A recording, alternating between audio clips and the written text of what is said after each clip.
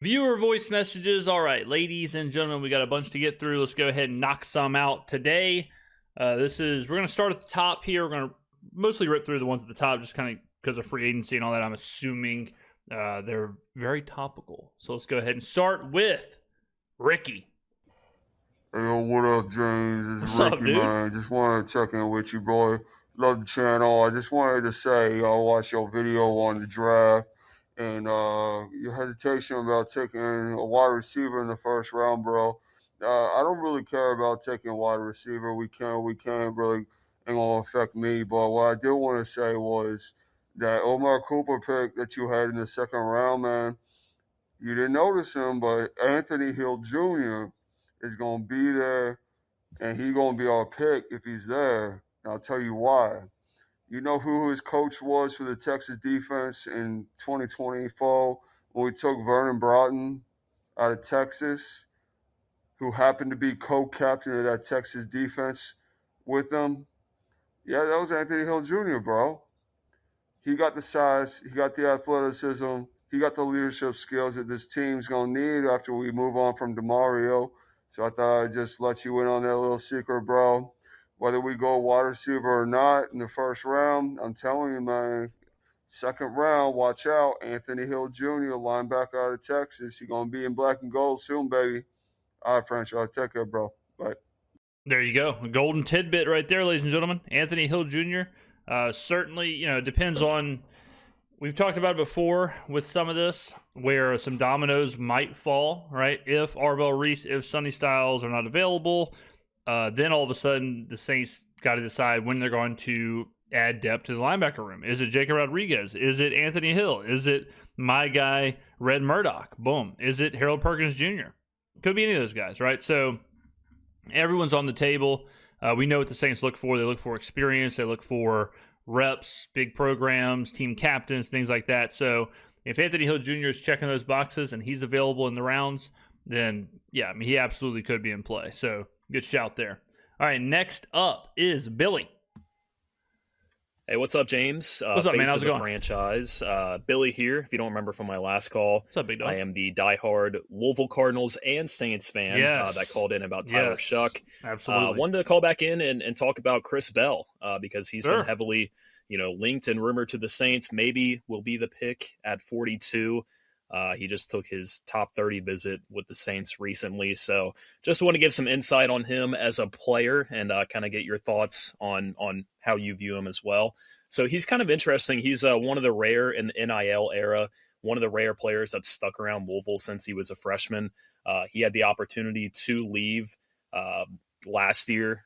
Texas reportedly offered him, around $1 million to go there. Took a little bit of a pay cut to stay with Louisville. So that loyalty means a lot to us Cards fans, of course, and he's obviously a fan favorite for being there so long. So for a long time, Chris Bell was a lot of unrealized potential. He got some run as a freshman and a sophomore, but he was just never really a consistent contributor on the team. And even when Tyler Shough was there that 1 year, he wasn't the go-to guy. It was Ja'Cory Brooks. He was kind of the second fiddle to that, and that's where you start to see sort of the flashes that we wanted to see. And then his senior year at Louisville was truly just unbelievable, the steps that he took as a receiver. The thing I like what he brings most to the table in the NFL, in my opinion, would be his yards after catch ability. If you want to see... Yeah, so Chris Bell... A lot of comps for A.J. Brown. Chris Bell is a raw talent. He's got to figure out how to run routes. I think very much like A.J. Brown. Physically, yeah, he can get yak. He can move around. He can do stuff with the ball in his hands. So it's just, is that what the Saints are asking for, right? And the Saints, I feel like with the Saints, a lot of the mesh concepts, a lot of the crossing concepts, you got to be a slick route runner. And there is definitely room for a player like Chris Bell in this offense because of Chris Olave and Devon Vele and some of these guys who are better route runners and who are a little bit more slick and kind of offering a different look. And then Chris Bell also has an injury history. So those are the two things that are going to drag him down in the conversation. Some plays that make you go, wow. Just turn on the Miami film. He had a couple of crossing routes where he just gets north and south immediately once he gets his hands on the ball and makes huge plays for touchdowns. So, and that's against a really good Miami defense, of course. And I think that's an element that the Saints are kind of missing right now, is somebody that can make plays after the catch. So I think that's really what he could bring to our offense. And obviously he's, a good contested catch guy as well. So I think at 42 it'd be a solid pick. You have to be a little bit worried about the ACL injury. Yeah. But that was his first injury at Louisville. He was always playing. I think he's definitely in the consideration. He's another one of those guys where it all comes down to, does he interview well? Does he have the makeup, just the human element that the Saints are looking for? But on the field, like you mentioned, his game does offer something the Saints don't have. And Kellen Moore does have success with players like Chris Bell. He wasn't missing games a lot, so I don't have a whole lot of concern over that. Another name to watch out for from Louisville potentially would be Colin Lacey, who was the number 2 receiver. He's definitely, if anything, he'll be a 7th-round draft pick, but I think he'll be more of a priority undrafted free agent. And the reason I think he could work really well for the Saints is he is a great punt and kick returner, and that's something that we've been missing dearly. I feel like ever since Shaheed left too. Last year at Louisville, he had 18 yards per punt return and 2 punt return touchdowns. The year before that, he had a kick return touchdown against Miami. Just an electric guy in the return game, and somebody they might want to bring in to get a look at there. So just a name to keep an eye out for once we hit that priority free agent type of period. So that's all I had. I'd love to know your thoughts on Chris Bell. I know you've talked about him in some videos, but if that were the pick at 42, do you think you'd be happy with it? I'll hang up and listen. Thanks, man. Yeah, I'd be cool with it. I would trust Kellen, and like I said, Chris Bell has a lot that he offers that's different than what the Saints currently have. I see the vision, right? It's just if Kellen Moore believes that he can make it work, then I believe he can make it work, right? I like the Colin Lacey shout out. That's solid, because the Saints had a lot of turnover last year in special teams with Rashid Shaheed leaving and the kicker battle and the punter battle, and now they go and get Ryan Wright. I feel like they're trying to solidify their special teams, and maybe Colin Lacey is that guy where they get him in the 7th round, undrafted, whatever, and all of a sudden he is that special team specialist who is there strictly to return punts and kicks. So that's a name I would definitely add to my list to watch during the draft, or even after the draft, to see where he goes and if the Saints are interested. But thank you very much, Billy, for that golden tidbit, brother.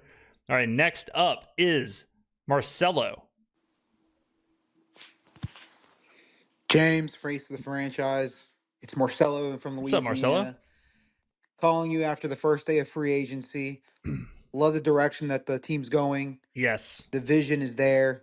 You can Yes. see it. Yes. Happy the guys are following their plans that are set in stone. But my question for you is, now that they have acquired Travis Etienne as their running back,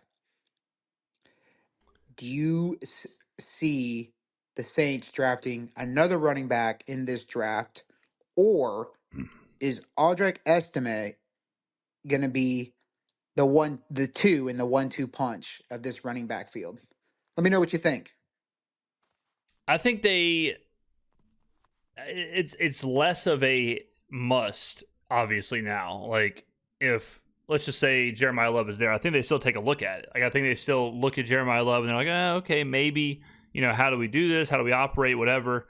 Same with some of these other guys, whether it's Jonah Coleman or Mike Washington or whoever. But I think they definitely will still leave it open. But now, if they do not, then we know they're comfortable with that room. We know they're comfortable with the young guys, whether it's a combination of Devin Neal, Kendre Miller, and Audric Estime, Alvin Kamara, who knows. But I like Audric Estime. I think Audric Estime showed a lot last year in a pretty bad situation.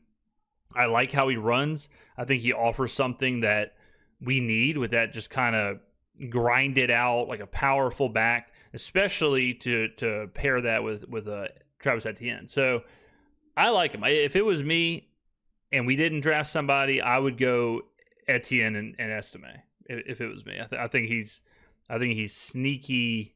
Yeah, he's already. I mean, look, bottom line, he's already shown more than Devin. I mean, Devin Neal had such a limited sample size, but Audric Estime has already shown more than Kendre Miller has ever shown. You know, he already has realized more than all of the potential that we've talked about with Kendre Miller. So I'd give Estime the shot. Super young. He was 22 last year, so a lot of room for growth with him. He was kind of thrown into the fire. So Saints offensive line is going to be better this year, just with the addition of David Edwards and Eric McCoy coming back. So, yeah, I'd be comfortable rolling with Audric Estime. But I don't think just because they signed Etienne, the Saints are just eliminating running back. I wouldn't be surprised at all if they took Jeremiah Love at 8. I also wouldn't be surprised at all if they added somebody later on into the draft, someone they like, right? So, and maybe that's Jonah Coleman. Maybe it's somebody who has a little bit more of that bruiser style to kind of go, kind of play off of Travis Etienne. But Saints are open for business, I think, at every position, even with the signing of Travis Etienne. Same with the guard. Just because they got David Edwards doesn't mean they're not going to look at guard, right? It means they probably won't take a guard and expect him to play on the left. But I think if Iane is there, Pregnon is there, guys like that, I think they absolutely will take a look at those guys. So Saints are open for business, man. They're just giving themselves maximum flexibility, which I appreciate. All right, next up is the Inferno. Yo, what's up, big What's dog? up, dude? I had a question for you. All right. I don't know if you do if you watch like combat sports or anything, but I know you're a betting man. Yep. And I wanted to get your opinion on the new of the White House card, and like who do you have between Cyril Gahn and Alex Pereira? Like, do you think Alex can make that jump to heavyweight? Do you think he'll still have like his knockout power? Because I think it's just gonna be a kickboxing match, and I mean Pereira is like one of the best stand-up fighters of all time. So yeah, I just wanted to get your opinion. Peace. I'll tell you what the UFC wants to happen is they want Pereira to win.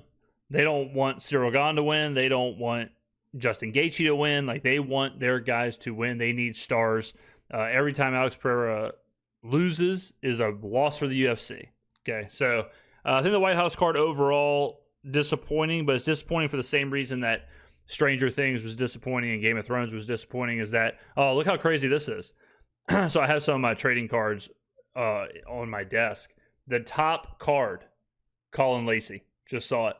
But I think what happened was a lot of people were fantasy booking and making these like insane matches, and Conor versus Khabib, and like all this stuff's going to happen, and then none of it happens, and then it's disappointing. But that's because of just crazy expectations from everyone else. So, but I think the card is all right. It's a different video for a different day, but it shows you the new power of the UFC with their new pay-per-view model, where now they're not trying to sell pay-per-views, they're just trying to sell this like subscription situation. So they don't have to give in to the John Joneses and the Conor McGregors to sell a pay-per-view, because they know people are going to watch anyways because they bought the Paramount subscription. So it's not as important to say I have to sell 1 million of these individual pay-per-views. So now the UFC has way more power with who they're putting on cards, and they don't have to load cards, and they don't have to do all that. So, and we John Jones and Conor McGregor found that out the hard way 2 years ago. They're absolutely on the card because they want people to sell that pay-per-view. They want that pay-per-view to be the highest selling pay-per-view, whatever. But now that's not a thing anymore, right? So I think this White House card really shows this new kind of era of booking for the UFC. All right, next up is Panthers Suck. James, what's up, man? What's up, dude? How's it going? I just wanted to give a quick call. It's been a minute. Go ahead. Happy off season. Man, listen, Yep. I wanted to say real quick. So I've been seeing a lot of stuff online about who the Saints are going to take at 8. Obviously, we took ATN. We took David Edwards. We got Caden Ellis back, signed a punter. Yep. Signed Noah Fant. There's a couple Yep. signings that we made.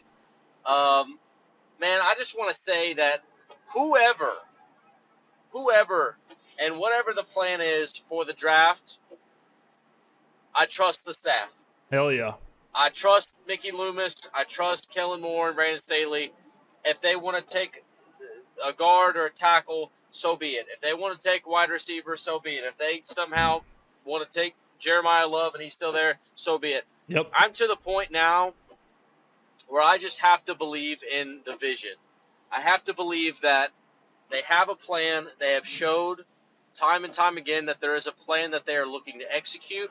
So I am no longer doubting it. And the reason I bring that up is I'm already seeing pee-pee poo-poo pants, crybabies, in their One Punch Man anime pajamas, soiling themselves because they're like, oh man, I swear, if they take an offensive lineman, because that's gone so well over the past couple seasons, and I'm done if they take like a bunch of crybabies who didn't get like a toy for Christmas that they wanted, man. Like, listen, I don't care. I could care less if it's a wide receiver, a running back, an offensive lineman. I am not an NFL scout or head coach or GM. Right. I am watching from my couch. If they see value in the wide receiver room that we have now, we don't even know how they feel about these guys. They obviously love Very true. Devon Vele, Chris Olave, whatever. We don't even know about a few of the assets that they have. We haven't even seen them play. I'm not super high on Carnell Tate and Mekhi Lemon. Now, but once again, what do I know? I'm sitting here watching from my couch. I don't know. Yeah, I'm watching the WCW point is Nitro that if they reruns. decide to not go with these guys and look for somebody in the second round, or they believe that, hey, we get this offensive tackle or guard, we got the best O-line in the NFL. Okay. Yeah. Imagine buying the running game and Tyler Shough that much time. These receivers who might even be mediocre are now elite because they got all this time in the world to separate. I don't know, man. I'm just tired of this whole, draft styles or Reese or Love or else we riot. Man, I don't care. You got to trust the staff. Hey, man, have a blessed rest of your day. Brother, you need to start a podcast. That was great. You're already better than like 95% of content creators on the internet. You need to start a podcast, man. That was nice. I could have listened to 30 minutes of that. I need to listen to that on my commute to the studio. I mean, people are, I just had a commenter the other day who said that it was on the Yone video, and he was like, the Saints need to just go ahead and accept that they cannot draft offensive linemen. They're not good at drafting offensive linemen. And I'm like, wait, what? What do you mean? We just drafted Kelvin Banks. What? We just drafted Talise Fuaga. We drafted Eric McCoy. We drafted Ryan Ramczyk. We drafted Teron Armstead. Like, and I didn't even reply because I know the response is, well, yeah, but what about Trevor Penning and Cesar Ruiz? Right? And then, they're sitting in their Monkey D. Luffy one-piece pajamas 100%, eating their Lunchables. Like, it's no doubt about it. It's just crazy that the Saints have done what they've done across the board, and there's still that weird PTSD where they don't want to draft. I swear to God, this week I had someone tell me that the Saints are just going to draft the next Marcus Davenport. It's like, guys, can we just get over it? Can we just move on? I mean, don't you think it's time? Right? It's not like we whiffed on the first overall pick or the second overall pick, and people are still hung up on Marcus Davenport and Isaiah Foskey. I've never seen a 40th overall pick bust who people just cannot stop talking about. It's crazy. But I 100% am with you.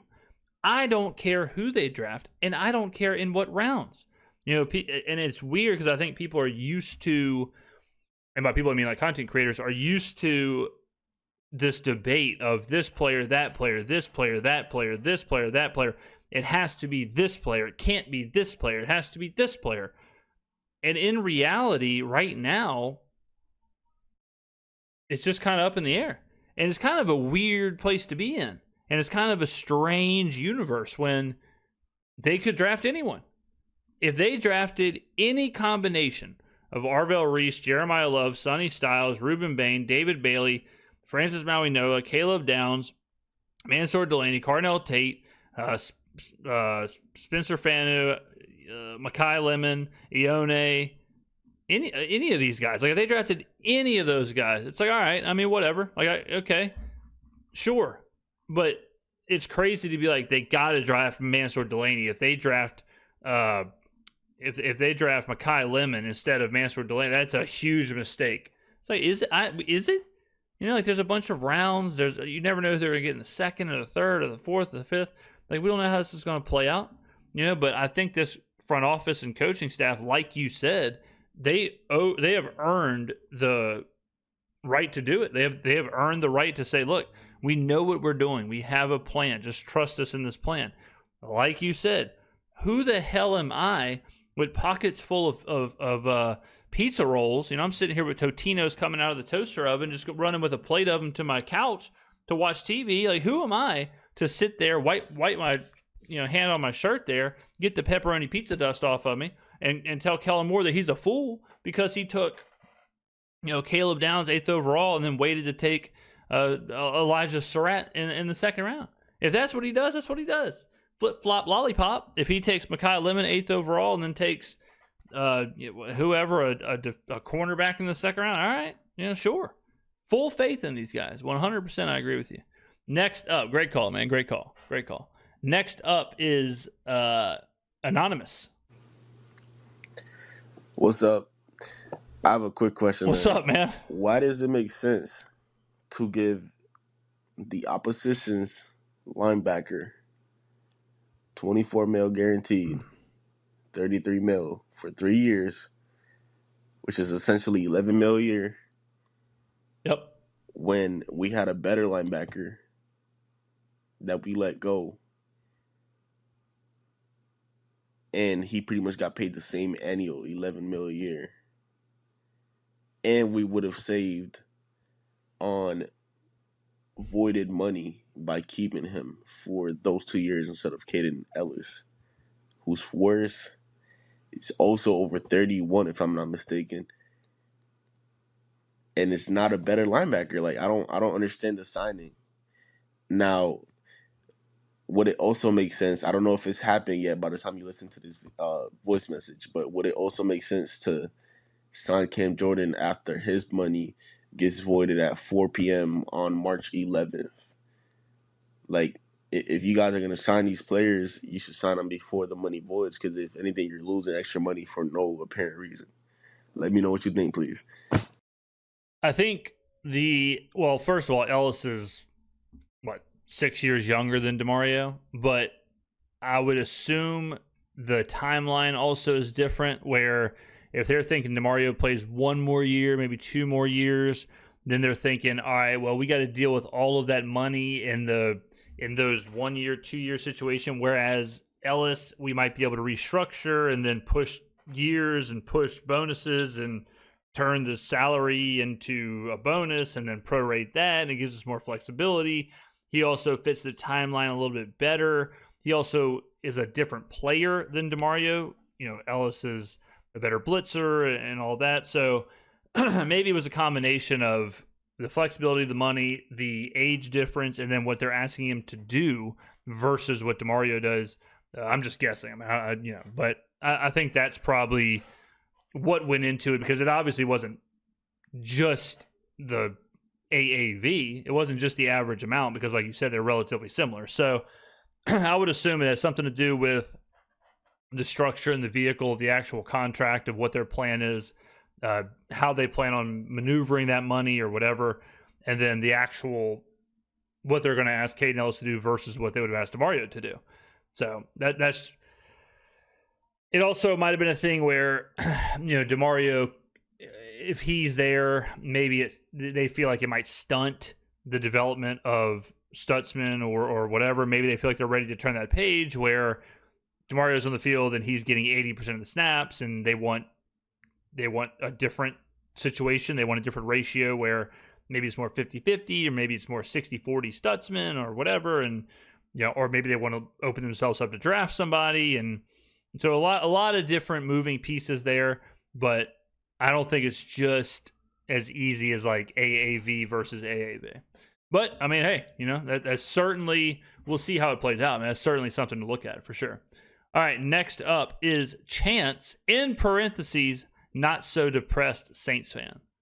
What's good, James? It's What's your up, man? boy How's it going? Chance out here in Gulfport, Mississippi. Shout out. It'd be making me happy every time you talk about how you from Biloxi. I'm not Yep. from here. I'm from Louisiana, but 228. Currently I stay in Gulfport. Yeah. Anyway, shout out Biloxi, man. this is, I think it's March 11th. This is after the.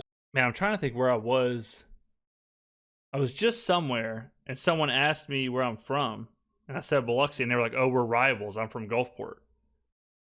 And I'm like, "Oh man, not really. It didn't really work like that." Where the hell was I? Man, I can't remember. But yeah, it was just an insane thing to say. Guy drew a line in the sand and said, "Anyone not from Gulfport, I'm a freaking rival of."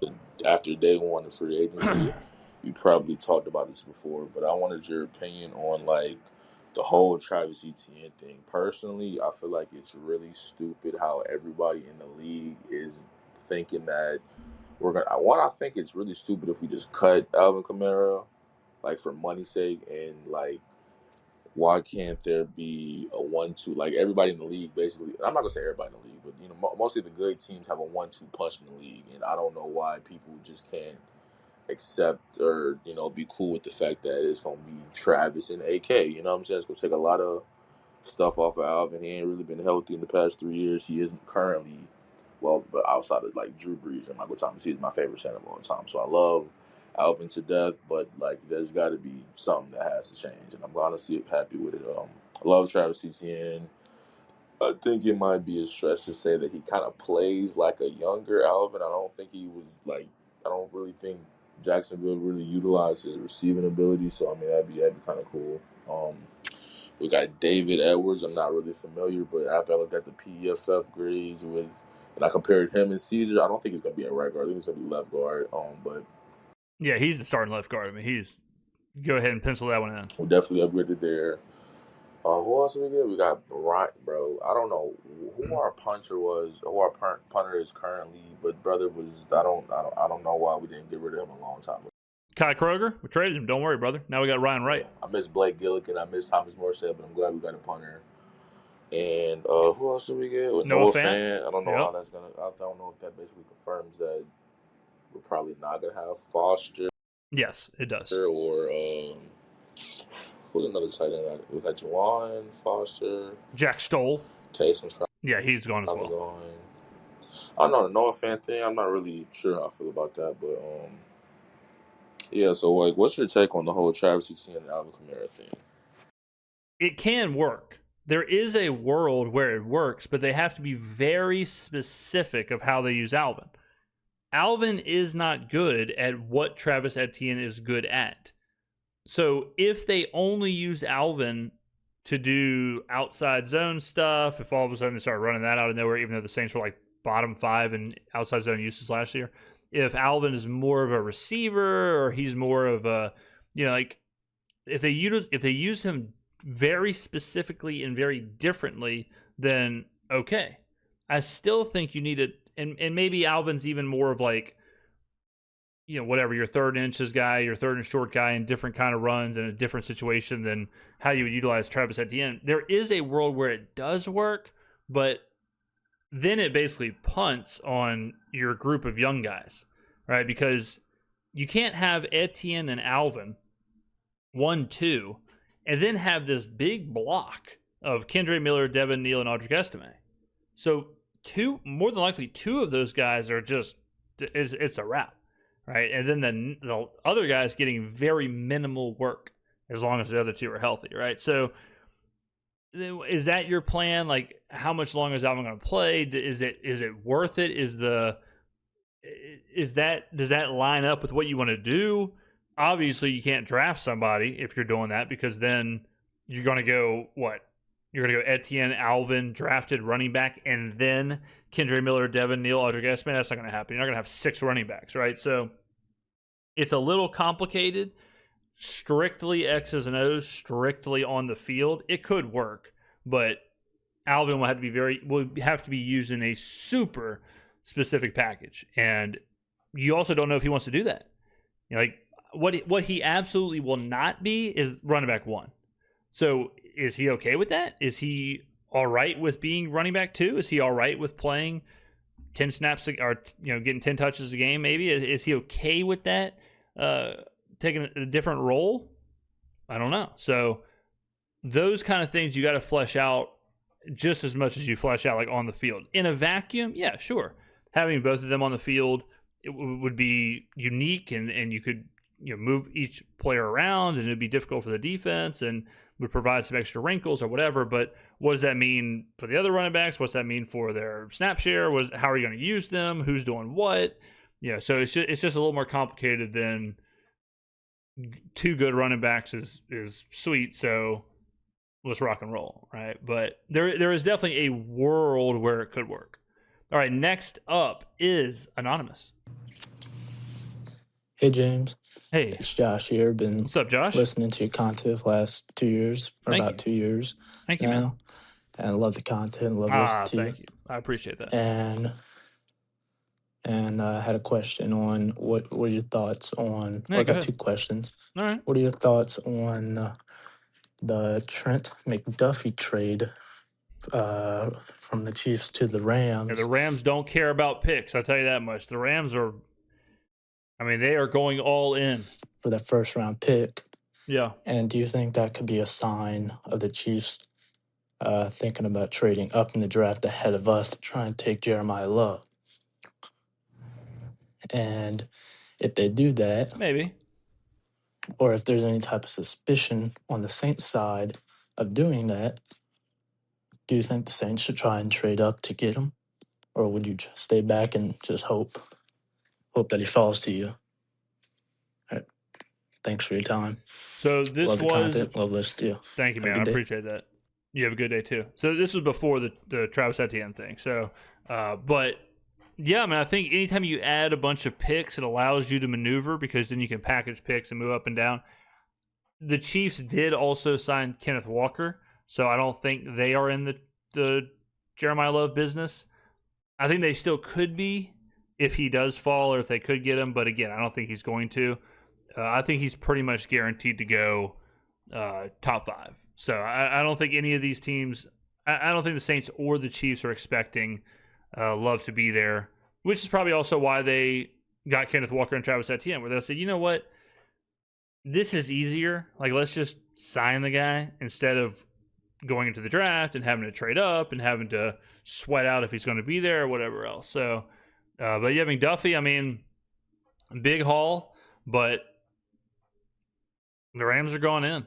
The Rams are going all the way in, no doubt about it. Which, hey, as long as you got Matthew Stafford and McVay, keep rocking and rolling.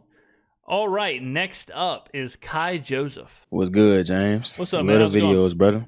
Thank you, Love man. the Saints talk, just letting you know we support and keep going. But every day. I was thinking, since Stefon Diggs was just released on the Patriots, yep. What you think about the possibility of us picking him up and adding him to the offense? He making about $23 million a year next year, which is 14th among receivers. I feel like Diggs could produce at the level we need him to as a receiver 2 or 3. He was a 1,000-yard receiver last year with the Patriots as a receiver 1, and his hand's certified. We know that. Yeah. We can have a receiver room with Olave, a rookie receiver, whether that's Elijah Surratt, Omar Cooper, Zachariah Branch, whoever it got to be. And then we got Devon Vele, his hand certified. And it's Stefon Diggs for 1 season. So Jeremiah Love at pick 8 and Tyler Shough facilitating the ball. Let me know what you think. I don't mind Stefon Diggs. I like him as a player. I think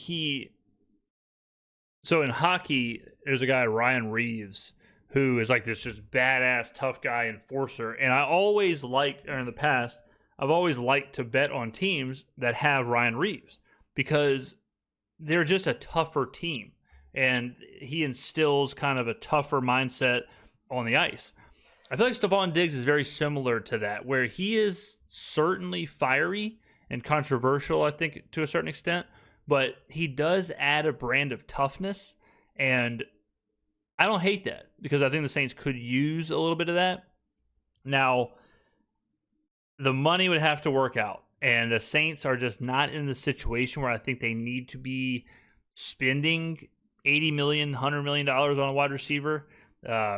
If he's making $23 million a year and they get him on a 2-3 year deal, still it's like, it would have to be a really unique contract with a lot of the Saints wizardry where there's void years and it's an incentive base, which Stefon Diggs wouldn't do. But it's like, I don't like the idea of just splashing that much cash for a 3-ish, because I'm pretty cool with Chris Olave and Devon Bailey.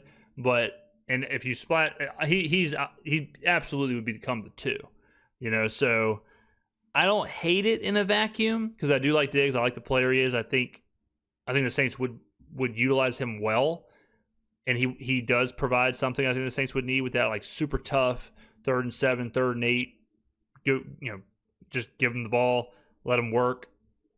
He's a disruptor, but if the Saints felt like it was a disruptor in a good way and the money worked, I don't think it'd be crazy. Kind of inherently, anytime a player comes up like that with that much money, I think with the Saints right now, my inclination is no. If this was next year, I'd probably be quicker to be like, yeah, I mean, F it, give him the money, let's do it. But I think we're a year early on that. I think we'll see how this year goes.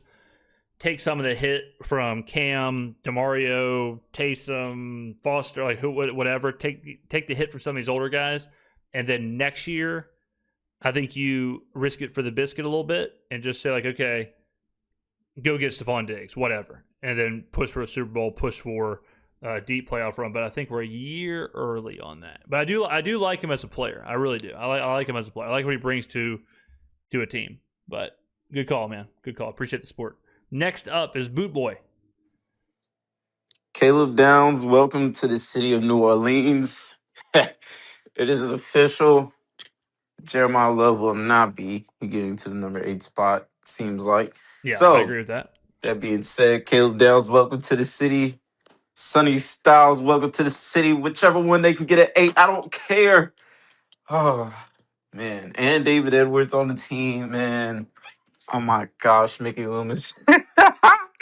Hey, man, I'm so excited. Oh, my gosh, I can't wait. The draft is going to be fun. This is amazing. We don't have the pressure to take Jeremiah Love now. Yep. That's cool. I wanted Jeremiah Love, but hey, seems like he's not making it past 8. Making it even past probably 5. I think he goes 4 to Tennessee. I don't know. But either way, it seems like Chiefs and Saints already know that's not happening. So, yep. Yeah, man. I feel like Caleb Downs will be there. So, hey, we're gonna hope for that. You know, it'd be kind of funny is if Caleb Downs is there. That's who I took in my first year of my Madden franchise. If y'all remember, Caleb Downs was my pick, so it just shows you I'm on a whole different level. But it's weird because those guys you mentioned could be there, Sonny Styles, Caleb Downs, or they could not.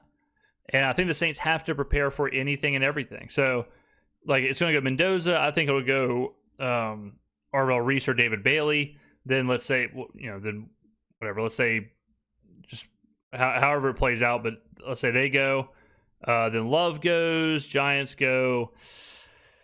Let's say they go Mansour Delaney. That would be insane at 5, but whatever. Then Carnell Tate goes to the Browns. Then let's say Sonny Styles goes there. All right, so now Caleb Downs is there, right? Cool. But Ruben Bain's also there. I think he's also possible. Obviously, wide receiver still possible. And then Vega Iane is there as well, which I think is definitely possible. In this situation, I think they go Caleb Downs, right? In that spot right there, just because of how the board fell. Now, let's undo all these picks. Now, what if it goes Mendoza, then Bailey, then Reese, then Love, then Downs, then Tate, then Styles. Now what? Right, what do you do now? Do you take Ruben Bain? Do you take Mansour Delaney? Do you take Iane? What do you do here? Do you take Jordan Tyson? Do you take Mekhi Lemon? All right, now it's a little bit more difficult. And this is very likely. This is a very likely board what you're looking at here. So here, I think they may take Ruben Bain. All right, but I also wouldn't be surprised at all if they move down or whatever, but predicting a trade is always hard. But so I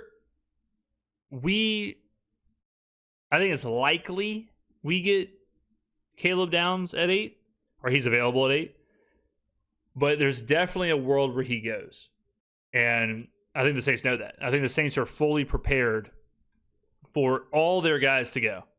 I think they're fully prepared for this board right here, where they have to figure out, all right, what do we do if Caleb Downs is there, isn't there? What do we do if Carnell Tate's there, not there? What do we do if Sonny Styles is there, not there? What do we do if Jeremiah Love there, not there? What do we do if Ruben Bain's there? What do we do if David Bailey's there? Right? So, I mean, just like in this situation, if Bain goes second, let's just say, and Bailey falls to 8, they're probably running to the podium to get Bailey. But it could fall a bunch of different ways, and I think the Saints are ready for that. Well, honestly, it doesn't really matter. Like, the 8th spot is Yeah. a great position to have, considering what we just did free agency. I don't really care what they do.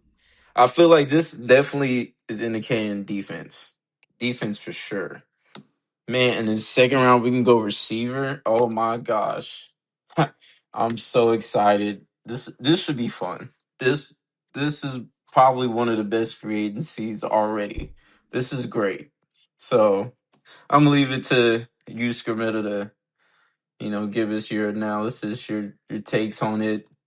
Marty, have a good feeling on what you're gonna say. But this might be one of the best free agencies already. If we've only done a few moves. Like, this is crazy. So, man, 2 big moves already. Let's go. All right, James, I'm gonna let you do your thing, and we like to hear you talk about this stuff, not us really. But thank you for giving us a platform to speak. Absolutely. But, all right, man. Twos. Thank you for the call, man. Yeah, it's gonna be so fun, and it's just an awesome. The free. You could argue best free agency day one ever. Obviously, it's not the most impactful free agency like Drew Brees and whatever else, but insane day. And yeah, we got this draft coming up, 8th overall pick. We had a huge draft last year. The good thing about the Saints and the good thing about the draft is that the more we cover it, the more it's like, man, there are options in every round. If we take Caleb Downs in the first round, we can still land a really good receiver in the second round. If we take a receiver in the second round, we can still land a really good linebacker in the third round. It lined up really, really well to where each pick in this draft is going to be really impactful and really important. And I can't wait. I cannot wait for the draft. I'm going to stream the entire thing every single freaking second of the draft. I can't wait. All right, next up is Aura Child J. Let's go. Let's freaking go. Come on. Mickey in that room, in that office, cooking up. I don't know. They got a grill out. They cooking some. The damn George po' Foreman boys. They got some a seafood boil. They got some gumbo or something going on over there. Seafood But boil in the office is crazy. We got Travis Etienne, and then we got our guard Edwards. It's a good day to be a Saints fan, and I'm really happy right now. I just called in to express my happiness for what's going on, but also to ask the question, what do you think is next now at running back? Do you think at the running back position, do you think the Saints just let go of Kamara and get Jeremiah Love still? Do you think Jeremiah Love is still in their radar to run with Travis Etienne, behind Travis Etienne? Or do you think they'll have that, 3 running backs in the room? Or I don't know where we going with it, but I still will very much want Jeremiah Love. In my opinion, I would still want Jeremiah Love, and it could be Jeremiah Love and Travis Etienne. And Alvin Kamara could be that veteran presence in the back. which I know it sounds so horrible because Alvin has given us so many good years, but like I think like the way it's looking, like the Saints are really trying to like Turn the get page. younger Yeah. and Yeah. Agree.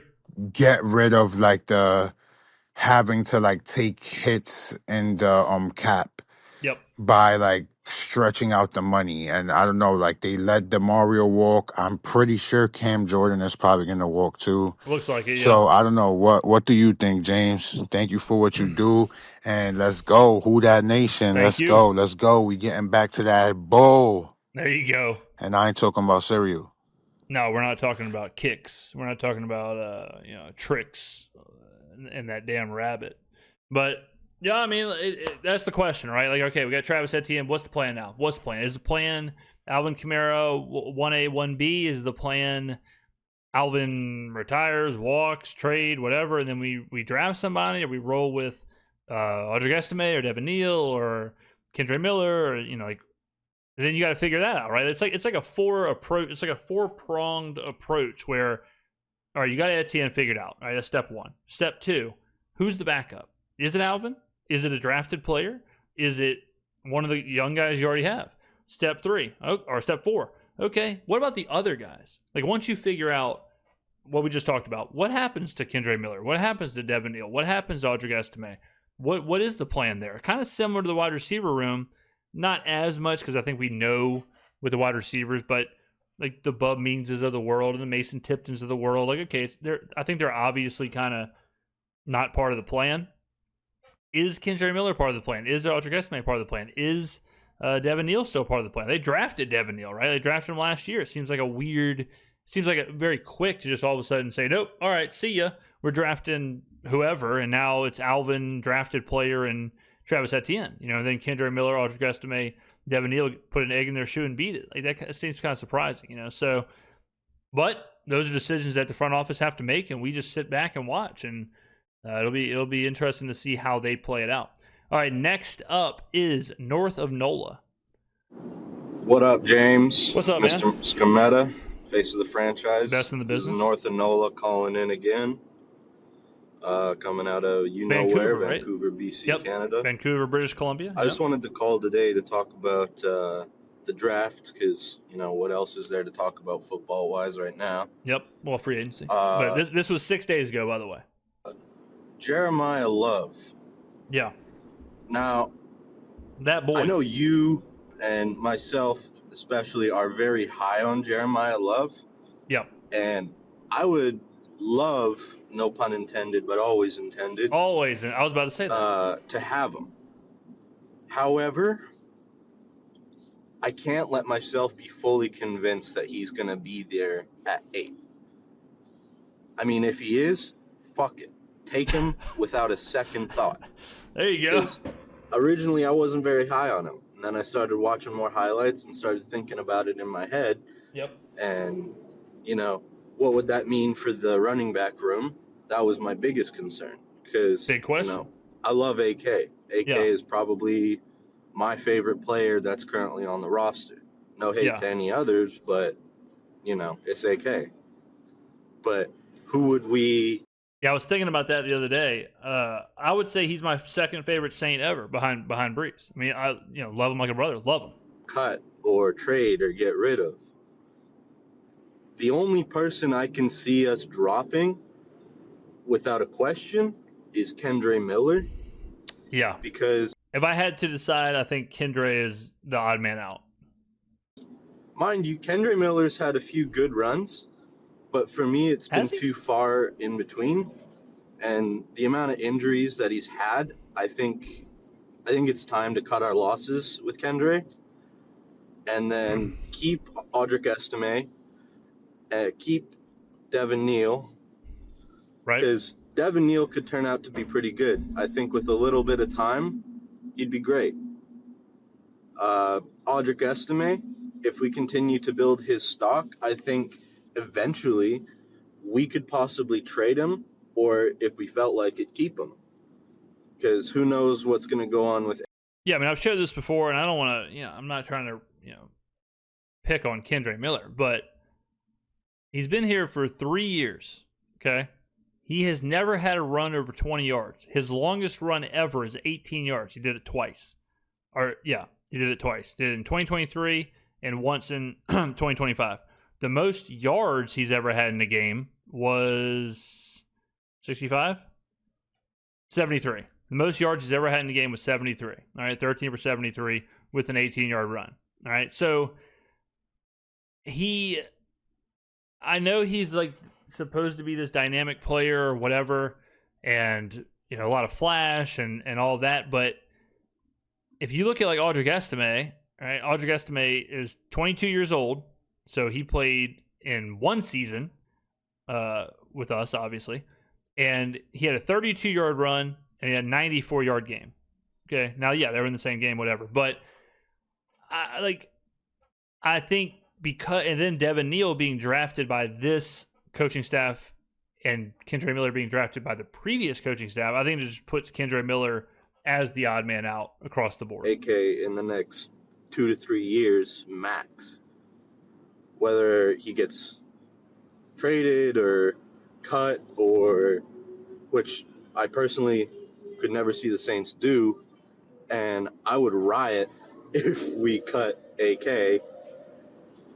But I think as far as the running back room, he's got to go, man.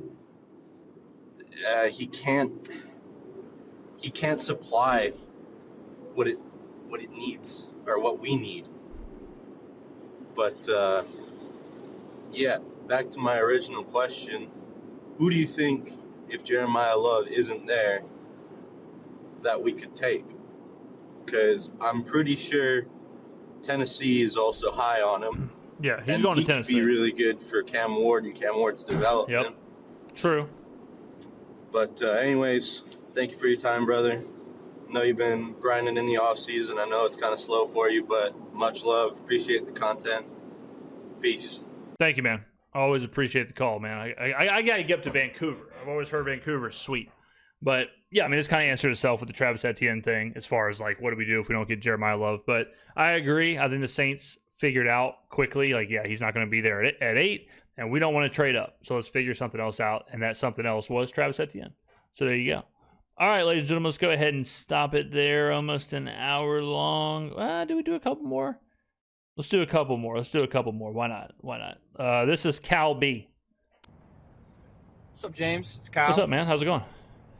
Quick question. Go ahead. Let's talk music. Okay. Who is your favorite artist? What's your favorite genre of music? What's hyping up James Skrmetta every day? And who do you think is the most talented artist of our generation? And by generation, I mean 2000s and beyond. I don't consider someone like Michael Jackson and quote-unquote our generation. Who do you think is the most talented artist of our generation? What genre of music are you listening to? And who's your favorite group, band, artist? What do you listen to, man? Thanks.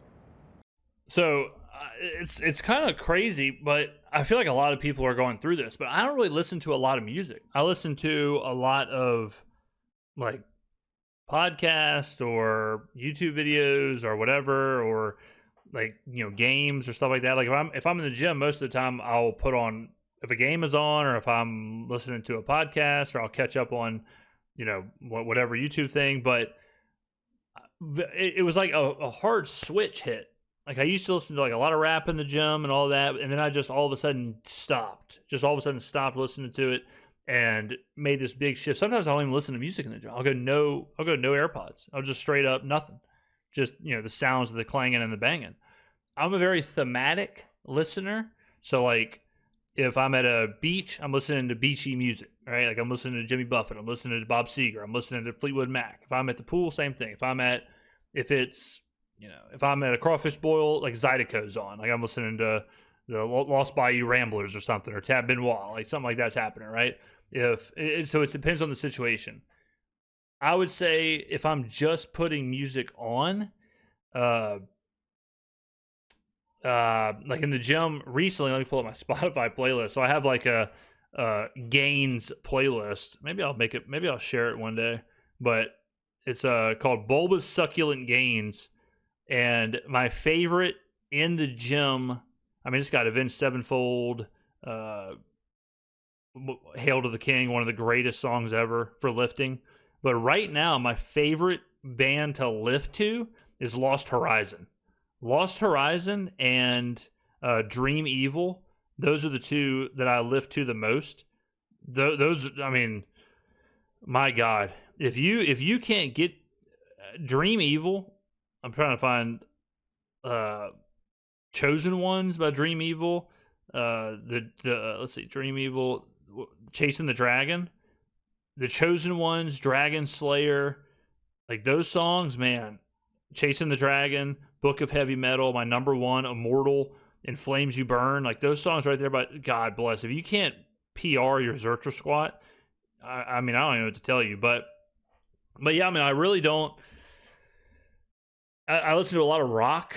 Like I listen to a lot of classic rock, I guess, if I'm just like putting something on, but I rarely do that. Like I said, it's got to be kind of at the gym or windows down, just like blasting down the beach, you know. But as far as like super talented artists, I'll tell you some artists that I like seeing in person. I've seen John Mayer 2 or 3 times. He's amazing. I think when it's all said and done, he's going to be like, you know, heralded as one of the greatest guitar players ever. 1975, one of my favorite bands ever. That saw them in person, they were awesome. Foster the People, one of my favorite bands ever, saw them in person, they were awesome. 1975 is probably my favorite concert I've ever been to. They put on one hell of a show. So I'm trying to think of like other favorite bands of mine. But the first that come to mind is like Foster, 1975, Johnny Mayer. But yeah, I mean, you know, music's interesting now. It really is. It really is. But good question, man. I love the off sports questions wrinkled in there. So I appreciate that. All right, next up, Austin. 1 minute. Hey James, my question I have Hey man, how's it going? for your voice message, because with the awards coming out, now this is a month ago, by the way. I know the media, has the votes for it. Yeah. Why don't the NFL just go strictly to like, coaches, players having a vote, and having their votes mean more than the media? Because most media people aren't going to cover small market teams. And why don't they put a strict criteria, like if you don't play a certain amount of games, you can't qualify? Like I feel like they should do that, or wait till the whole season is over, including the playoffs, to announce like the MVP and stuff like that. I feel like there should be a clear criteria, but then again, how do you qualify? What makes you a winner for the award? I want your opinion on that. And like, what if you were in charge of the awards? What would the criteria that your voters would have to follow to announce the Rookie of the Year or MVP, etc.? Because I feel like you make an honest, argument on yours with Shough why he won't win it, and you make some opinions why he should win it. I just want your opinion on the voter aspect of it all. I think the worst possible group that could vote on it would be players, because think about a player during the season. They're not watching the other teams really at all. Like a NFL player is probably the worst player or worst person to actually ask to watch the games, because on Sunday they're playing the games. So they can't even watch if they wanted to, right? Then during the week, they're prepping for another team. So they kind of pseudo watch the other team, but they're certainly not watching the games. They're certainly not keeping up with it because they're so busy with their own team, their own responsibilities or whatever else. So players are very siloed also. Like I know Alvin Kamara's talked about, but he doesn't even know who's on other teams. Like he doesn't keep up with anything. He doesn't keep up with free agency moves, trades, who's playing. All he cares about is who the Saints are playing. That's it. Alvin said that a million times. He just doesn't watch football. I think it was Kawhi Leonard in the NBA. He says he doesn't watch basketball at all. Like he doesn't watch nothing. He doesn't watch any games. So players, I think it's a misnomer to believe that players understand the game better. I think it's what I think should happen is there should be a committee, and you should have to watch the games. Like it should be almost like a job. Like you should not, phone it in or whatever. Like there's got to be a very strict criteria for voters. It shouldn't just be like, oh, you get a vote and you get a vote and you get a vote and whatever. And maybe there should be more transparency of like, you should have to explain your vote, pitch your vote to the whole committee. Then the committee, can kind of vote. And maybe it should be more like that, like more like a jury where you're putting up players like, this is who I think should win and this is why. This is who I think should win and this is why. And then the committee kind of comes to a consensus and the committee votes within itself of, okay, we have heard all the arguments, we have done all that, and now we voted internally. This is who the MVP is versus just like a blind voting system like it is now. But I definitely don't think the players and the coaches should vote. It's kind of crazy because some of the people that I talk to, and that I hear their opinion, some of the worst ball knowers out there are coaches and former players across all sports. Like it's actually shocking sometimes. All right, last one. Let's do Corey. Last one. This is from a month ago as well. So if it's not topical or whatever, don't flame Corey. What's up, James? What's up, dude? How's it going, man? I'm out here on my lunch. There you go. I was watching your video on the Justin Herbert about getting the MVP. Oh my god! Which I think is, probably didn't deserve it, but yeah, I think there's definitely worse options than Justin Herbert. If you go and look at his games and his stats, like in each game, in the last games, he's getting sacked like 2 to 5 times per game, and he's leading the team in rushing, and he's throwing over 300 yards. It's for the honors. I mean, I kind of get it in a sense because it's not always about the stats. It's more about like who carried the team in their desperate circumstances. So anyway, had that to say. Dak didn't make playoffs too, so that's another reason why he can't go in there. But anyway, love your channel. Watch it all the time. This is the first time I've ever really had a different take. So there you go. I appreciate it. The issue back then was, or the issue now, whatever, with Justin Herbert thing is that if the argument is that he had the worst offensive line and did the most with the worst offensive line, that's not true, right? Drake May had just as bad of a surrounding cast, and his offensive line, we saw what Will Campbell did in the playoffs. Like, Drake May was getting destroyed because of how poor his offensive line was. So if the argument is the offensive line, like, Drake May obviously did way more than Justin Herbert, even if the line wasn't necessarily as bad. Like, let's say Herbert had the 32nd offensive line and May had the 25th. Well, you would argue that, or I would argue that Drake May did so much more than Justin Herbert that it balances out the 32nd worst offensive line versus the 25th, right? So the offensive line thing doesn't make any sense to me because of, like, Justin Herbert didn't do that much with it. The Chargers had like the 25th offense or something like that. So it's like, if Herbert would have propelled them into, had the second best offense, and Herbert has all these numbers and wins and doing all these things, and yeah, okay, sure. But he didn't. Like, their offense wasn't great or even average. His numbers aren't great or even average. And his offensive line isn't that much worse than someone like Drake May, right? And then as far as the Dak thing, I don't like to weight that much team success. I think the team has to be, like, it's hard to be an MVP if your team is a 2-win team or whatever, but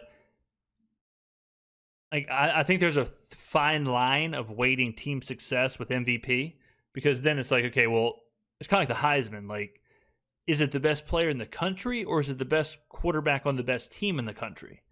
Because those are very different awards, right? Same with the NFL. Is it the best player, or is it the best player on the 1 seeds and the 2 seeds? Like, what actually are we voting for? Is there actually a win-loss threshold? Is there, you have to make the playoffs? So, and if that's the case, then vote after the playoffs, right? If we're going to weight team success. So I think that, I think stuff like that. I'll give you an example. Like, let's say Dallas and the Chargers are playing the last game of the season, and the winner of the game makes the playoffs, the loser of the game doesn't make the playoffs. And let's say the Chargers are down by are up by 1. And let's say Dak has the ball with a minute left. Dak drives him down the field. Dak gets him to where it's a 25-yard field goal to win the game. Time expires. And they miss the field goal. Well, the argument there would be, well, now Dak can't win MVP because his team didn't make the playoffs. Even though Dak did everything he possibly could, and the field goal kicker just missed the field goal. And Justin Herbert now can win MVP, even though like he could win MVP, but if the field goal kicker makes the field goal, then he can't win MVP. Like that doesn't really make sense either.